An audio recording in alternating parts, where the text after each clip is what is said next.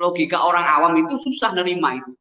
Ya, bagaimana ilmu itu orang alim sebanyak 70 itu bisa di bawah satu Habib yang bodoh. Ya, bahkan dari Robito Alawiyah membantah kebenaran ini, padahal nyata-nyata pernyataan ini ada dalam kitab pedoman mereka, pedoman Tarekat Ba'alawi. Apalagi dalam kondisi sekarang ini kan, sekarang Ba'alawi kan sedang super panik dan sangat tertekan, ya.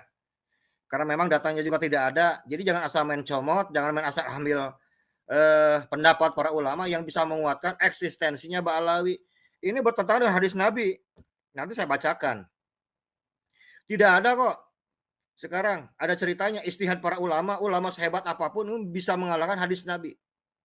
Assalamualaikum warahmatullahi wabarakatuh, saudara sekalian dimanapun Anda berada. Pada kesempatan kali ini kita akan sama-sama mendengarkan penjelasan Dr. Ribut dan Kiai Alawi ya, terkait dengan statement atau penggalan ceramah daripada Habib Bahar bin Smith ya, terkait dengan hal yang dia sampaikan, yaitu satu Habib bodoh lebih baik daripada 70.000 kiai ya.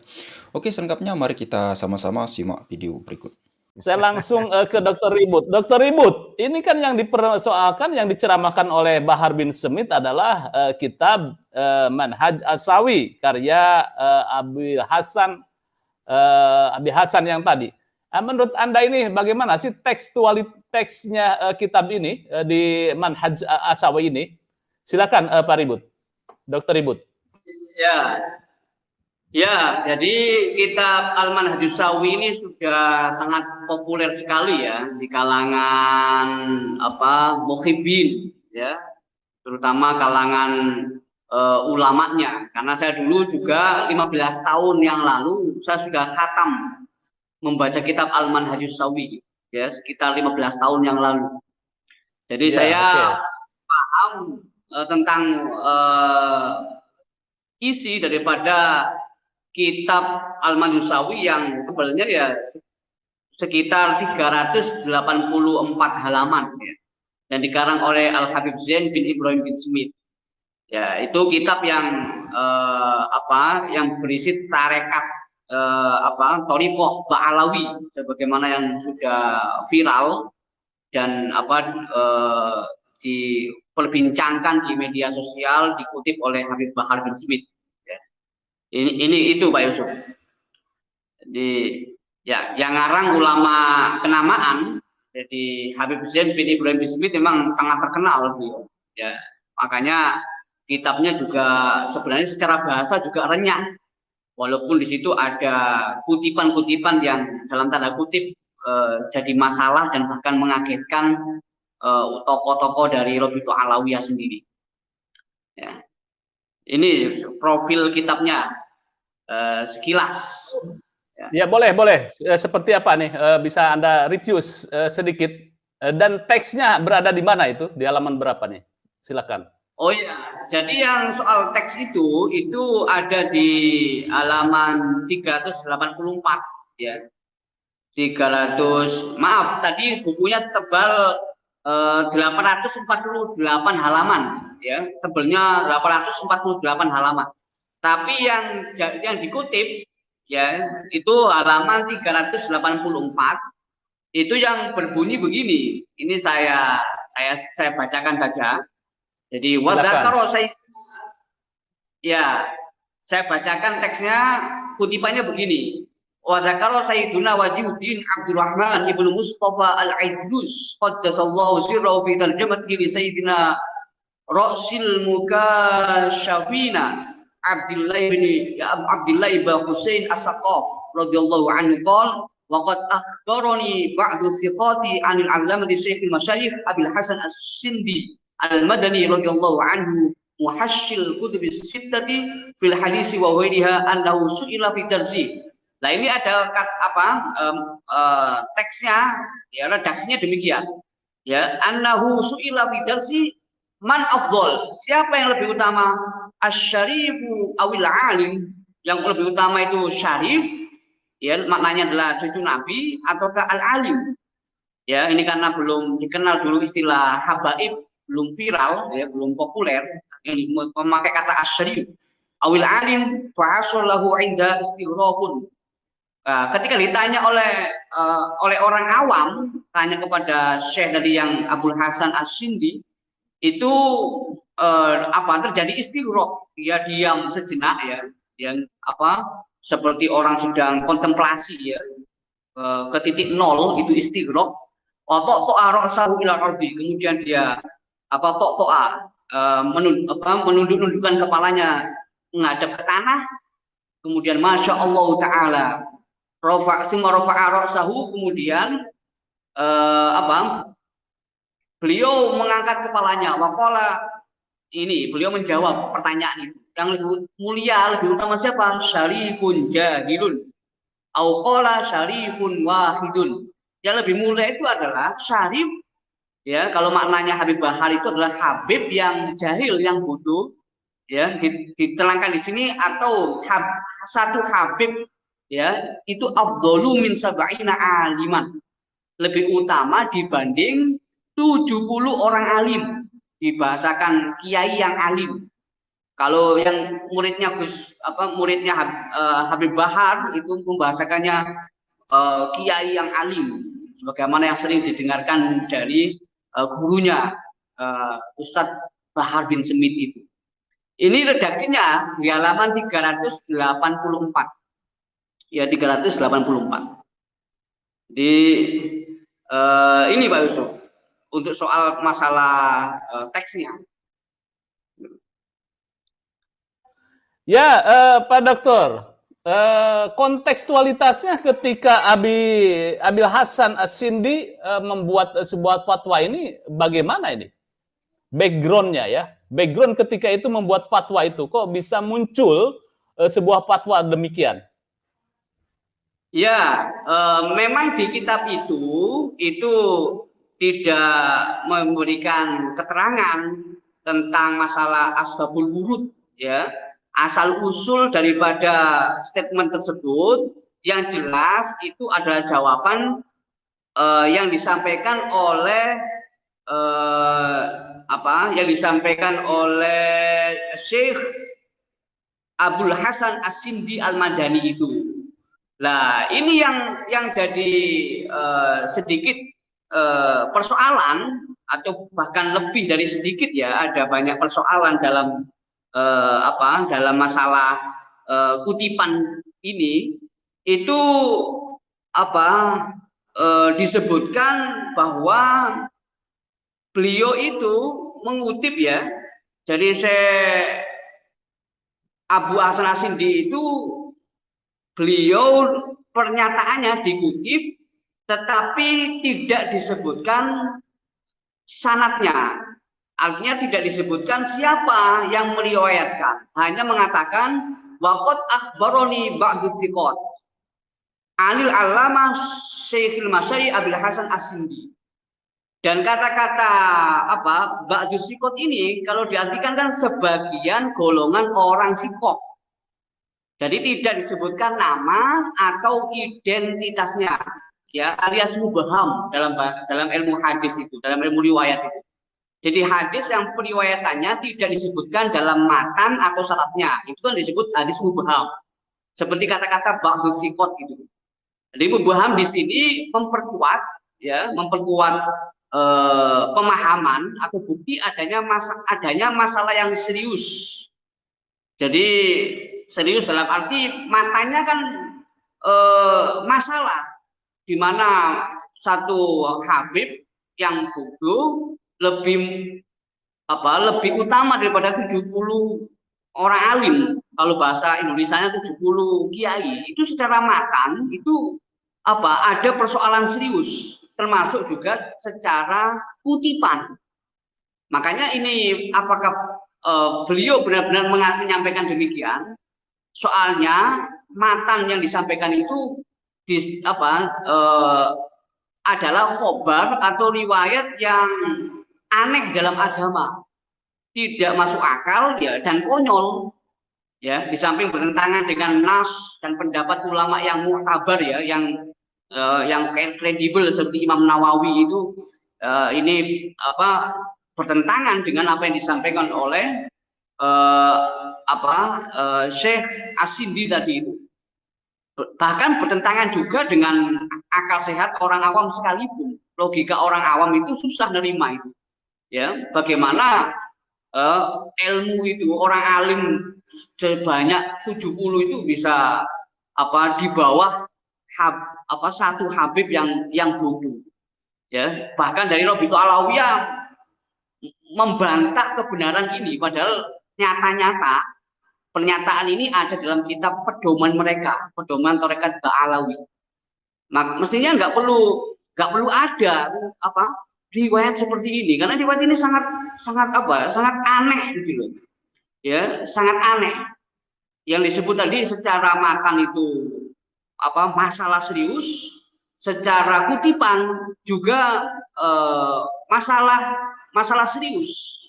Ya, karena tadi mengatakan ba'dul sikot itu siapa, dari mana, yang endingnya disambungkan kepada Syekh Abul Hasan As-Sindi. Jadi kalau ditelusuri ya, jadi kalau dalam ilmu riwayat itu misalnya ditamsis, ditelusuri redaksi atau versi lain, ya itu nggak ada gunanya, matanya itu masalah, atau bahkan diinduksi atau diistiqro cara perawi ya, atau cara periwayat, kenapa kok menyamarkan ba'dul sikot itu, siapa aja orang-orang yang berbicara yang menyampaikan itu, kok nggak disebutkan, kok cuman disebutkan ba'dul sikot gitu aja. Ya kalau memang ada orang yang menyampaikan, jelas kan masih mending riwayatnya itu jelas asal usulnya dari siapa, tapi ini beberapa orang tidak jelas ya. Ya. Itu disebutkan cuma kata-kata ba'dul sikot saja. Ya. Oke. Jadi kalau Pak Dr. Ibu, ya, ini kan di dalam kitab Manhaj Asawi. Manhaj Asawi itu karangannya bukankah keterangan Habib Zain bin Smith begitu ya? Ini karangan Habib Zain bin Smith atau ya, Abu Hasan Al-Asawi? Ya, itu karangan Habib Zain bin Ibrahim bin Smith, yang di situ mengutip perkataan Syekh Abul Hasan As-Sindi tentang masalah keutamaan Habib yang bodoh itu. Oke, baik. Pemirsa pada Suara TV, saya coba tentang siapa sosok dari Habib Zain bin Smith. Kita membahas tentang pernyataan atau ceramah Habib Bahar. Memang pernyataan ini pernyataan lama, tetapi muncul kembali ketika ada seminar di Rabitoh yang mengatakan bahwa pemicunya adalah salah satunya adalah ceramah dari Bahar bin Smith yang mengatakan satu Habib bodoh lebih utama dibanding dengan ulama atau orang alim. Ini muncul ke permukaan dan menjadi polemik. Pada Suka TV bukan mengungkit luka lama, tetapi ini ingin mendudukan persoalan yang sesungguhnya, persoalan dari kajian-kajian Rijalul Hadis, kemudian juga dari perspektif lainnya. Baik, sedikit saya coba biografi Al-Alamah Al-Faqih Al-Habib Zain bin Ibrahim bin Smith. Habib Zain bin Smith lahir di ibu kota Jakarta pada tahun 1936 Masehi. Ayahnya Habib Ibrahim adalah ulama besar di bumi Betawi. Kemudian sejak kecil Habib Zain bin Smith sudah mengenal agama dengan baik dan ilmu pengetahuannya maupun amalnya sehari-hari. Kemudian di sini banyak juga karangan-karangannya, karangan kitabnya. Salah satu karyanya Al-Manhaj Asawi, kemudian juga Al-Fuyudat Ar-Rabbaniyah min Anfas As-Sadah Al-Alawiyah, kitab tafsir maknawi yang tipis dan menghimpun ucapan Sadah Al-Alawiyin dalam kumpulan ayat Al-Quran dan hadis Nabi. Hidayah At-Talibin fi Bayan Muhammad Ad-Din. Jadi sosok ini, sosok Zain bin Smith ini memang karyanya banyak, termasuk tadi karya yang dinukil oleh Habib Bahar sebagai referensi. Baik, saya langsung nanti kita bahas kembali tentang dari perspektif lain.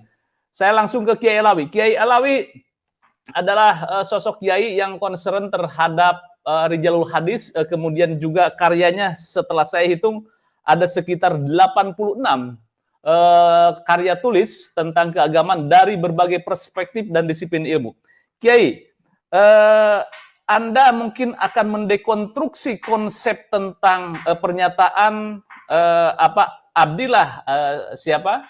Sorry, tadi pernyataan dari Syekh Abil Hasan As-Sindi yang mengatakan bahwa Habib Bodoh lebih utama atau Said Bodoh lebih utama dibanding dengan 70 ulama yang terdapat di kitab Al-Manhaj As-Sawi karya dari Habib Zain bin Semit. Silakan Kiai. Speakernya Kiai. Speakernya Naila. Ya, silakan. Ya, speakernya ya. Oh, sudah masuk. Sudah masuk. Sudah ready, Kiai, udah. Silakan, lanjut. Yang ingin saya sampaikan pertama gini. Bahwa fatwa itu yang datang dari para ulama seharusnya mendukung, menguatkan apa yang tertulis yang difirmankan oleh Allah dalam Al-Quran ataupun hadis Nabi Muhammad SAW. Dalam hadis kan Nabi Muhammad SAW mengatakan al-insanu khata'un wa nisyan, bahwa manusia itu tempatnya salah dan lupa, tidak terkecuali dengan para ulama. Jadi kita doakan saja siapapun para ulama yang pernah berfatwa dan salah dalam satu atau dua keilmuan mereka, dalam dua fatwanya atau mungkin lebih, kita doakan saja. Semoga Allah mengampuni kesalahan-kesalahannya. Jadi tidak perlu malu, ya, karena dalam Manaqibul Imam Abu Hanifah pun diriwayatkan bahwa Imam Abu Hanifah itu pernah melakukan kesalahan dalam berfatwa sampai 45 kali. 45 fatwa.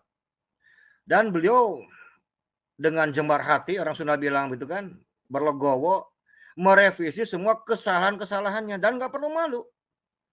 Dan beliau adalah seorang imam mujtahid mutlak. Gitu ya. Jadi jangan kayak anak kecil. Jangan karena ini yang baca bukan saya, ini kutipan kitabnya Manhaj Sawi yang mengatakan ini ada Syekh Abil Hasan As-Sindi gitu. Nggak ada yang maksum kok. Kemungkinan besar ulama bisa salah dalam berfatwa itu sangat terbuka karena sudah ada hadis nabinya. Itu yang pertama. Seharusnya bagi seorang penceramah harus lebih hati-hati lagi, tidak asal mengutip. Apalagi dalam kondisi sekarang ini kan, sekarang Mbak Alawi kan sedang super panik dan sangat tertekan, ya. Karena memang datanya juga tidak ada. Jadi jangan asal main comot, jangan main asal ambil pendapat para ulama yang bisa menguatkan eksistensinya Mbak Alawi. Ini bertentangan dengan hadis Nabi. Nanti saya bacakan. Tidak ada kok. Sekarang ada ceritanya istihad para ulama sehebat apapun bisa mengalahkan hadis Nabi. Bahkan kita tahu bahwa sebelum beristihad para ulama sangat berhati-hati. Wiroi. Mereka mending mencari hadis yang dhaif terlebih dahulu sebelum mereka berfatwa. Nah, inilah salah satu kesalahan sebagian para ulama yang kadang-kadang dengan minimnya referensi terlalu tergesa-gesa untuk menyampaikan fatwa padahal ada hadis Nabi yang jelas. Jadi kita nggak perlu malu. Ya, tugas kita itu adalah memperbaiki kesalahan, mendoakan siapapun para ulama yang pernah melakukan kesalahan dalam berfatwa, mereka sudah mendapatkan amal kebaikan selama mereka hidup, dan tugas kita sekarang meluruskannya. Karena apa? Dengan fatwa yang mengatakan bahwa satu zuriyah Nabi, satu syarif itu lebih mulia daripada 70 ulama. Andaikan betul ini adalah sebenarnya fatwa yang destruktif, kalau saya nyatakan begitu. Ini fatwa yang diskriminatif, yang rasis, memenangkan sebuah kelompok, sebuah ras, sebuah marga dibandingkan marga yang lainnya, padahal jelas-jelas hal ini sangat bertentangan dengan hadis Nabi Muhammad SAW. Jadi tidak bisa dibenarkan dalam ajaran syariat. Ini harus kita tolak. Itu ya. Terus yang ini saya bacakan pertama dalil pertama ini dalam Al-Qur'an. Allah telah berfirman, A'udzubillahi minasyaitonirrajim. Bismillahirrahmanirrahim. Yarfa'illahu allazina amanu minkum wallazina utul ilma darajat. Niscaya Allah akan mengangkat derajat orang-orang yang beriman di antaramu dan orang-orang yang berilmu beberapa derajat. Bukan orang-orang yang bernasab mulia. Yakinlah dalam Al-Quran Allah tidak pernah menyatakan tentang kemuliaan orang yang memiliki nasab mulia mengungguli orang yang punya ilmu. Itu tidak akan pernah ada karena Allah tidak rasis. Satu. Yang kedua, hadis Nabi Muhammad SAW. Beliau kan sudah melarang seluruh umatnya untuk tidak membangga-banggakan nasab keturunan leluhurnya. Karena memang tidak ada jaminan. Kalau leluhurnya soleh, anaknya otomatis pasti soleh. Ya nggak ada.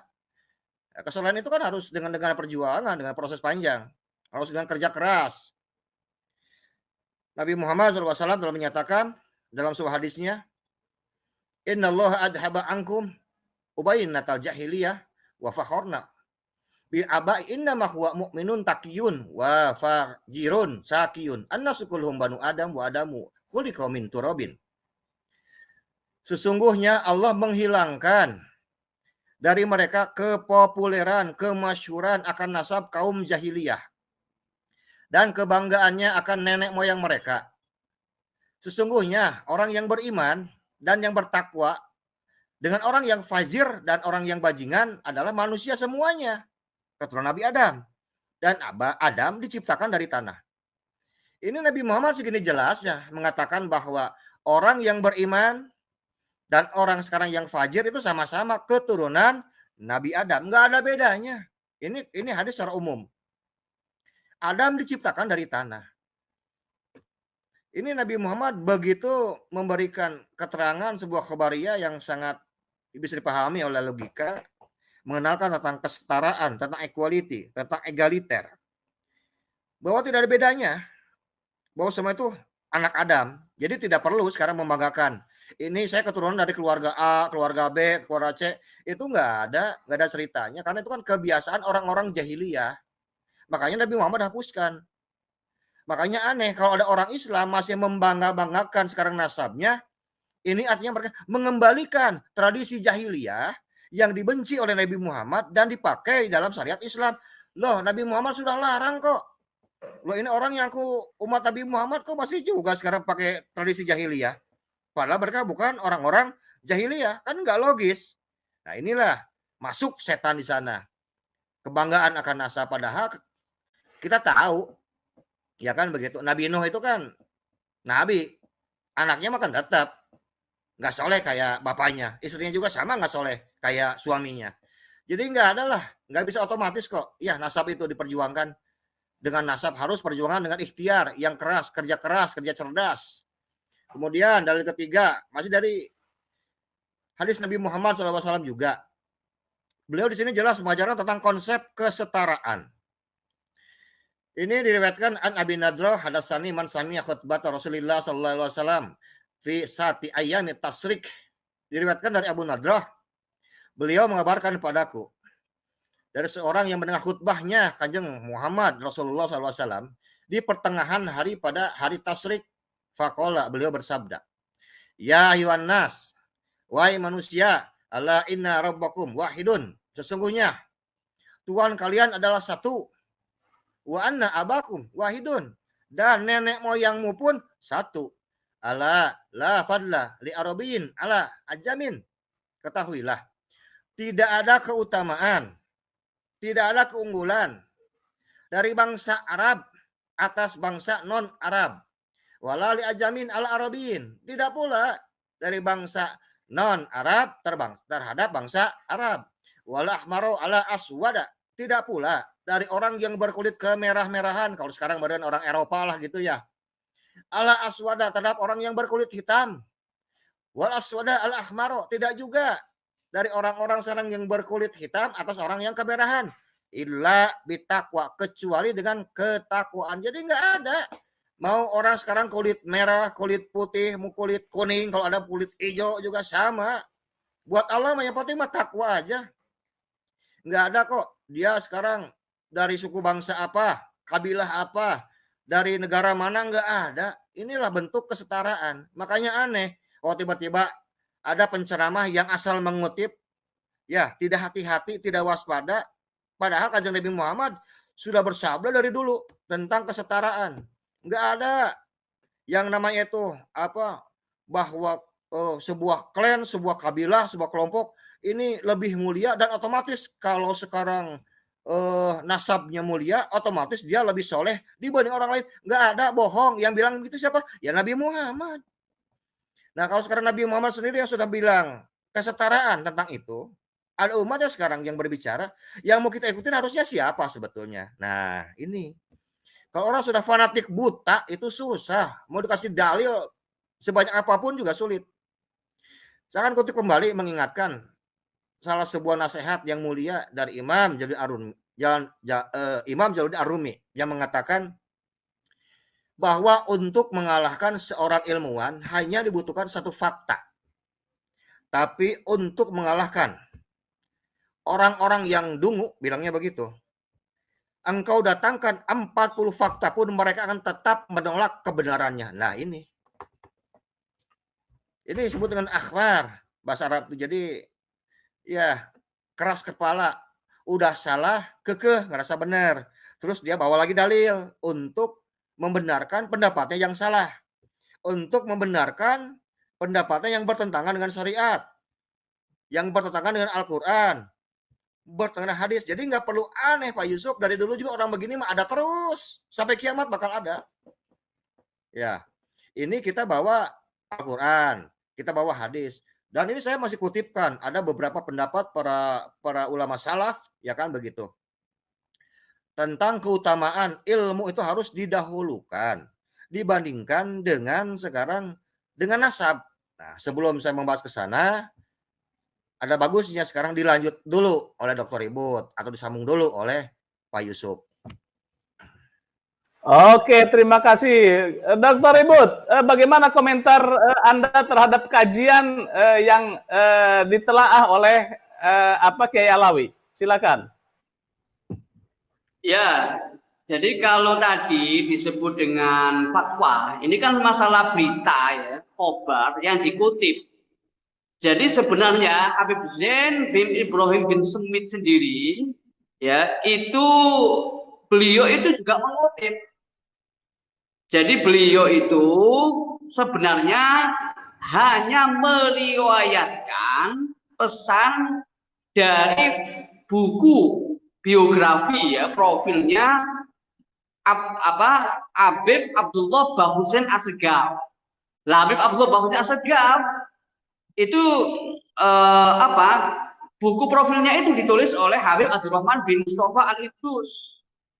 Lah yang kemudian Habib Abdurrahman bin Mustafa Al-Idrus itu mendapatkan berita dari yang saya sebut tadi, mengaku mendapatkan berita dari sebagian golongan orang-orang sikoh, ba'dus sikot. Dan orang-orang sikoh itu disebutkan mendapat dari Syekh Abdul Hasan As-Sindi. Apakah benar Syekh Abdul Hasan As-Sindi ini beliau yang mengatakan? Karena memang beliau ulama besar, Syekh Abdul Hasan As-Sindi. Atau ada sesuatu tentang ba'dus sikot itu, kenapa nggak disebutkan namanya? Karena matanya kan rawan sekali, matanya itu aneh gitu loh. Aku yakin zaman dulu pun juga aneh. Masuk satu syarif lebih utama daripada 70 orang alim. Ada keterangan syarif yang jahil.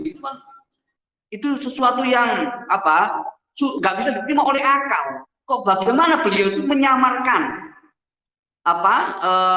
sumber kutipannya itu dengan menyebut ba'dus sikot, beberapa orang yang dipercaya. Itu yang pertama. Yang kedua, yang tadi yang sebenarnya kalau sandarannya itu cuma mendengarkan atau mengutip, itu adalah sekedar meriwayatkan. Ya. Kalau sandarannya itu pemahaman dari apa yang dikutip, itu baru kemudian disebut dengan fatwa. Jadi Habib Zain bin Ibrahim bin Smith ini tidak berfatwa, tetapi mengutip saja. Cuman kutipannya itu mengutip dari orang lain. Ini yang menurut saya tidak disertai pemahaman. Saya juga bertanya, apakah ada apa? Apakah Habib Zain juga punya hujah mengutip perkataan ini? Karena perkataan ini berbahaya kalau sampai kemudian dijadikan pegangan sebagaimana semangatnya muridnya Habib Bahar bin Smith waktu ceramah itu. Habib Bahar meluruskan. Kemudian Habib Bahar juga meluruskan bukan berarti menolak fatwa ini, tapi menerima. Ini pedomannya Pak Alawi. Kemudian ternyata fatwa ini mengherankan bagi kalangan Robitu Alawiyah. Itu kan juga aneh. Jadi apakah perlu istilahnya itu perlu ada sikap, karena ini sudah dianggap sebagai manhaj pegangan dari kalangan Pak Alawi. Jadi saya setuju kalau persoalan masalah tidak ada yang maksum yang disampaikan oleh Ki Alawi, memang nggak ada yang maksum. Dan memang kalau salah ya biasa, itu tidak mengurangi nilai dari kitab Al-Manhajus Sawi. Tapi ya sebagaimana himmatul ulama ar-ri'ayah, himmahnya ulama adalah mempertanggungjawabkan ilmu, bukan ar-riwayah, bukan sekedar meriwayatkan ilmu. Oleh karena itu ya kitab ini ya perlu, kalau memang dianggap aneh perkataan Habib Bahar, sedangkan Habib Bahar mengutip dari kitab Manhajus Sawi, bagaimana Robitu Alawiyah menyikapi kitab Al-Manhajus Sawi ini. Nah ini yang perlu dinanti sikap dari Robitu Alawiyah itu. Kalau dianggap sekedar riwayat, nggak masalah. Tapi persoalannya itu jadi pegangan, itu jadi pegangan. Oleh karena itu kembali lagi, secara matan bermasalah, secara sanad juga ada masalah. Karena itu beberapa orang. Ya kalau dulu Imam Syafi'i mengatakan haddatsani as-siqah an Ibnu Jurayj, itu ada maksudnya adalah Muslim bin Khalid al-Makhzumi. Misalnya haddatsani as-siqah al-Lais Ibnu Sa'ad, ada maksudnya Yahya bin Hasan at-Tinisi. Itu karena orangnya satu dan bersambung kepada orang yang berbeda. Itu sudah dimaklumi pakai istiqra' pada kalangan ahli hadis itu bisa memahami yang dimaksud asiko adalah si A atau si B. Tapi kalau ini ba'du sikot, beberapa orang sikot itu siapa? Banyak sekali. Nah ini yang dikhawatirkan itu tidak cermat dalam masalah kutipan, itu juga merugikan orang lain, termasuk di sini Syekh Abdul Hasan As-Sindi. Ya, Syekh Abdul Hasan As-Sindi. Ini yang komentar saya. Yang kedua, yang ketiga yang perlu saya tegaskan, bahwa persoalan menyikapi masalah prasangka ini ya kita harus husnudzon dan sebagainya. Ini saya sampaikan ya, ini kaidahnya para ulama itu, bahwa para ulama itu punya cara pandang tahsinudzon ya bil muslim matlubun. Berprasangka baik kepada muslim itu adalah tuntutan, apalagi ya yang dikenal sebagai ulama ya, termasuk juga dai. Tetapi ini yang perlu digarisbawahi, la yasbutu amrun illa bidalilihi au qarinatihi. Tapi amr, persoalan itu tidak dianggap konsisten, tidak dianggap konsisten, kecuali kecuali jika disertai dalil atau qarinahnya. Makanya ini sudah jelas dalilnya, sudah jelas qarinahnya, bahwa fatwa ini ya fatwa yang aneh, konyol, bertentangan dengan al-ulama warasatul anbiya, kata Nabi itu. Bertentangan dengan innama yakhsyallaha min ibadihil ulama, bertentangan dengan hal yastawil ladzina ya'lamuna wal ladzina la ya'lamun, dan lain-lain. Oleh karena itu riwayat yang ada ilat ini ya, dan juga matan yang masalah, yang rusak, ditambah lagi riwayat yang mengandung ilat berupa fasadul isnad, kerusakan sanad, ini tentunya ditambah lagi yang mubham, ini riwayat yang dhaif dan mardud, riwayat yang tertolak. Ya, oleh karena itu jangan tidak bisa diterima. Ini sangat disayangkan kalau jadi pedoman ada fatwa seperti ini. Dan saya setuju dengan Kiai Alawi membanggakan nasab tradisi jahiliyah, itu kan juga disampaikan oleh Gusmus yang suka bangga-bangga nasab ya kayak tradisi jahiliyah, ya Kiai Haji Mustafa Bisri, ya tokoh besar Nahdlatul Ulama, ya itu mengajak supaya orang NU bangkit, ya supaya bangkitnya dengan ilmu. Nahdlatul Ulama, kebangkitan ulama, kebangkitan ilmu, bukan kebangkitan politik dan lain-lain, bukan kebangkitan doktrin, tetapi kebangkitan ilmu. Ya, jadi ini yang perlu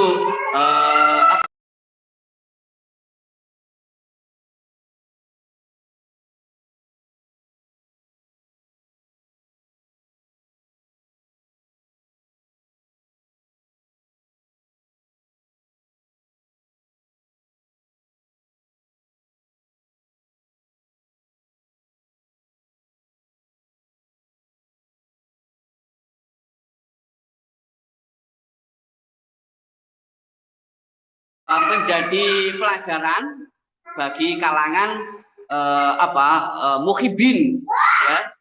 Kalangan muhibin jangan jangan sekedar taklid saja. Ya, Imam Nawawi juga di kitab Maraqil Ubudiyah juga mematahkan pandangan masalah keutamaan itu. Itu Pak Yusuf sementara. Nanti akan dilengkapi, dikoreksi dan lain-lain oleh Kiai Alawi.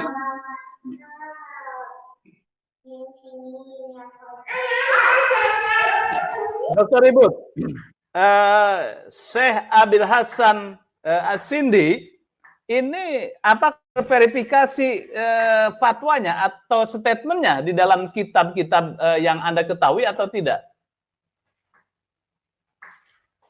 Ini saya belum menemukan apakah beliau menulis tentang masalah ini, ya. Saya mencoba mencari tapi saya belum menemukan.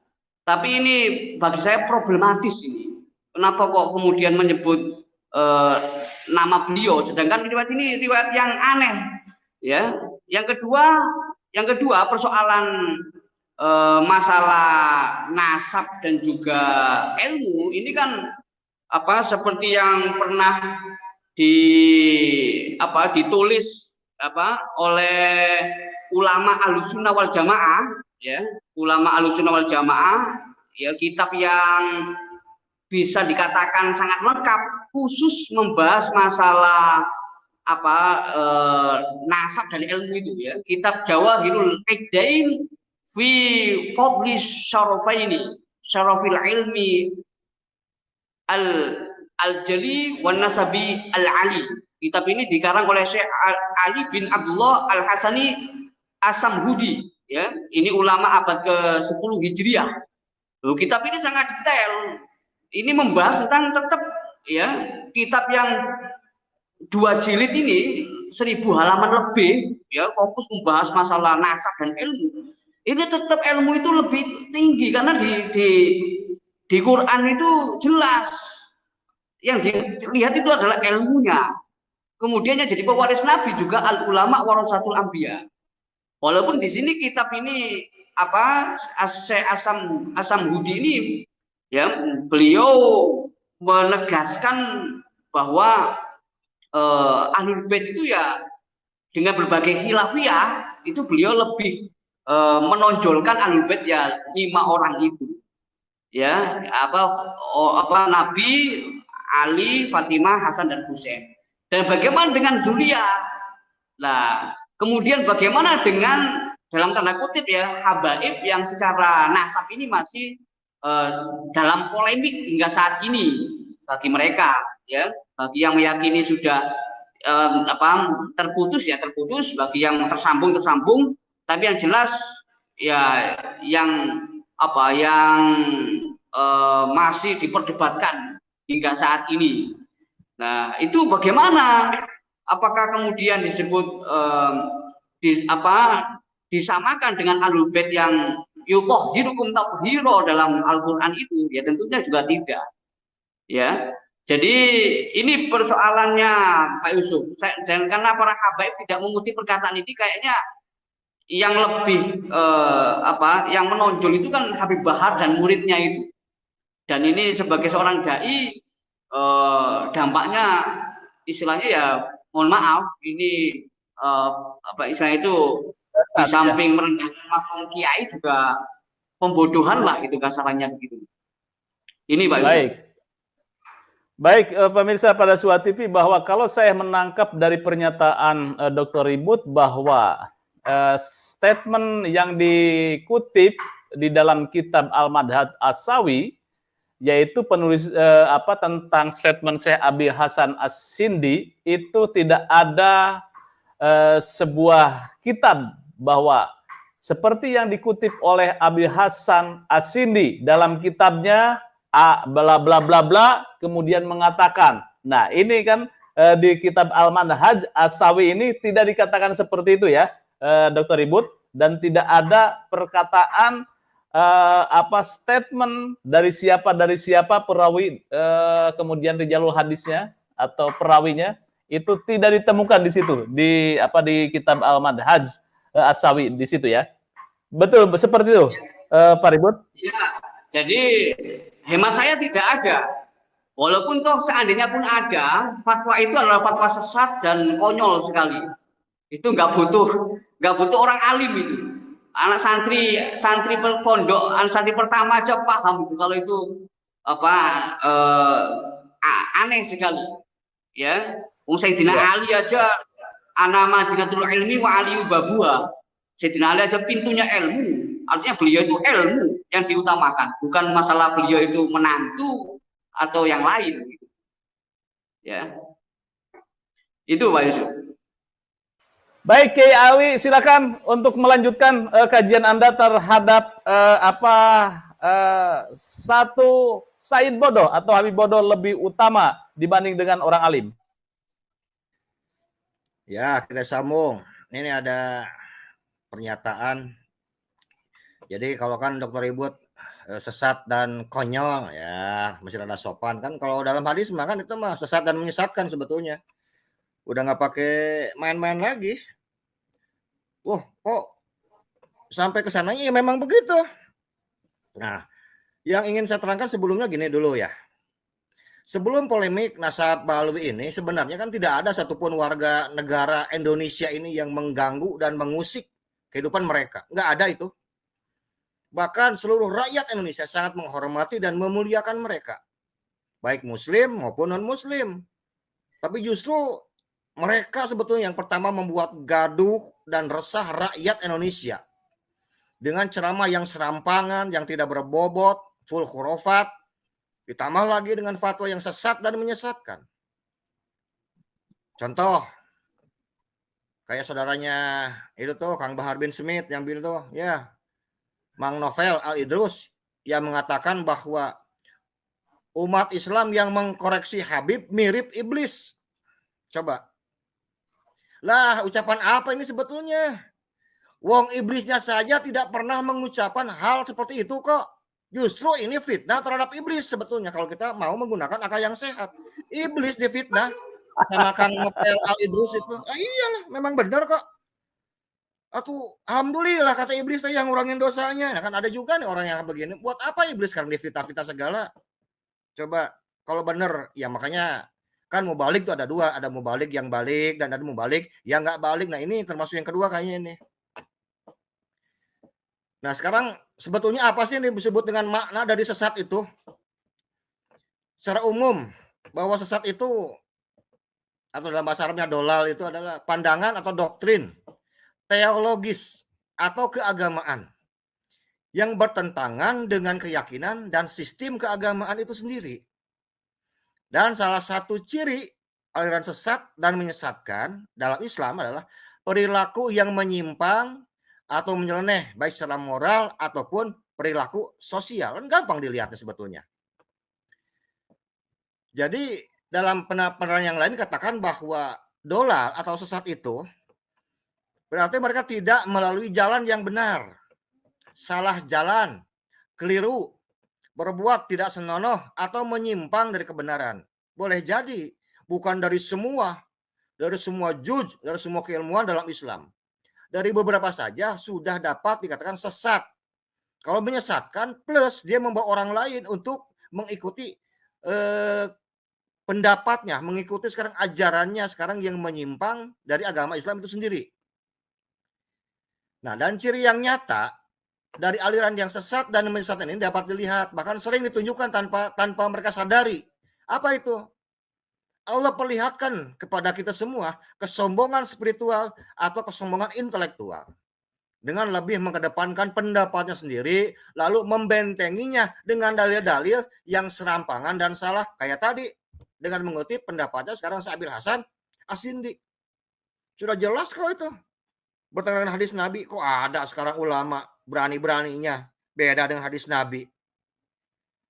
Tapi kalau kita sekarang mau menggunakan sekarang sudut pandang yang lain, boleh jadi pendapat ini sebetulnya mungkin ada oknum yang lain seperti dalam kisah sekarang riwayat pemalsuan hadis. Kan bukan tidak mungkin ada pemalsuan juga riwayat. Nah, ini yang jadi masalahnya, sudah menjadi trademark, sudah menjadi lifestyle, sudah menjadi keyakinan untuk kelompok Ba'alawi bahwa inilah hada Thariqatul Alawiyyin, hada Thariqatul Alawiyah. Ini adalah thariqatnya, jalannya orang-orang Alawiyah. Maksudnya orang-orang Robitoh Alawiyah, gampangnya begitu. Ya, kan harusnya betul kata Dr. Ibu tadi, kita tunggu ini pendapat dari Robert Alawiyah. Apa mereka berani mengatakan bahwa pendapat ini adalah pendapat yang keliru, yang salah, sesat, dan menyesatkan. Kami tidak ikut berpartisipasi dan tidak mengamalkan keterangan ini. Karena yang benar adalah anu. Cuman apa berani mereka? Itu masalahnya. Apalagi mereka sudah bilang, kan lagi super panik sekarang ini. Lagi bingung sekarang, mereka mau nyari dalil untuk pembenaran eksistensi Ba'alawi ini harus dari mana? Wong mereka sudah gugur semua kok sebetulnya.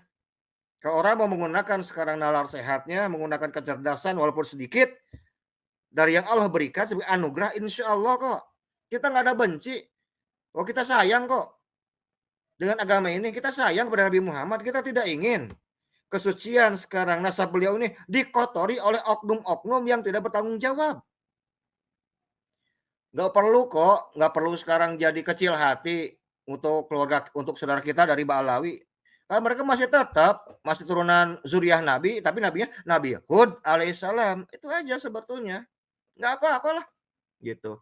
Dan juga yang perlu sampaikan gini, karena ini sebetulnya kan sudah sifatnya nasional. Harusnya MUI sebagai lembaga resmi yang bergandengan dengan pemerintah wajib hadir, bukan membiarkan setiap permasalahan yang membutuhkan kedekatan hukum, yang membutuhkan sekarang fatwa yang proporsional di masyarakat terus dibiarkan. Jangan sampai ada oknum-oknum sekarang MUI yang juga ikut bermain di dalamnya dalam hal ini. Sampai kapan MUI mau diam saja akan polemik ini? Apakah mereka tahu tentang panasnya polemik masalah nasab ini? Nggak tahu gitu, pura-pura nggak tahu kan nggak mungkin. Ataukah mereka mendapatkan order politik untuk berdiam diri? Ataukah mereka memang diperintahkan oleh pemerintah untuk memonitor dulu setelah maraknya ketidakpuasan rakyat, ketidakpuasan dan kemarahan para kiai-kiai di Indonesia akan kinerja MUI, akan kemandulan fatwa MUI yang tidak berguna ini, baru mereka nanti akan mengeluarkan fatwa sesat dan menyesatkan bagi para oknum Ba'alawi ini. Sekedar mengingatkan saja bahwa kami memiliki juga koneksi di pemerintahan yang mendukung gerakan kami. Jangan salah, ini masalah akidah dan keselamatan ideologi berbangsa, bernegara, dan beragama, Kiai. Kok bisa-bisanya kesesatan dibiarkan? Rakyat Indonesia ini sudah capek dengan gerakan PKI, DITII, FPI, HTI. Ditambah lagi sekarang dengan Ba'alawi, kumaha ieu teh. Gitu Pak Yusuf. Ya, oke. Baik.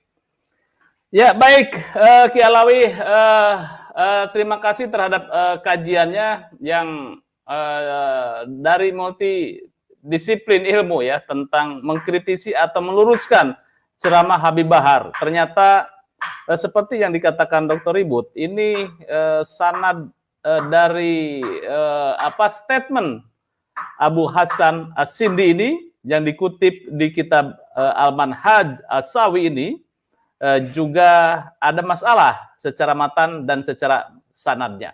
Oke, saudara sekalian, luar biasa sekali apa yang disampaikan oleh Dr. Ribut dan Kiai Haji Alawi ya, terkait dengan membahas luka lama ya, diangkat oleh Pak Yusuf Mars. Nah, tapi ini bukan seperti yang dikatakan oleh Pak Yusuf, ini bukan daripada kita mengangkat atau membahas luka lama yang sudah berlalu ya. Namun dalam hal ini semua salah satu yang menjadi hot trending topik ya, yang ketika Robitoh Alawiyah mengadakan diskusi akbar yang dilaksanakan selama 3 hari kurang lebih ya saudara sekalian, yaitu salah satu ceramah Habib Bahar yang memang menjadi apa ya, bisa kita bilang mendiskriminasikan ilmu ya saudara sekalian, yaitu di dalam kitab Minhajus Shawi, yaitu kitab yang terkenal di kalangan para Ba'alwi yang dikarang oleh Habib Zain bin Ibrahim bin Smith.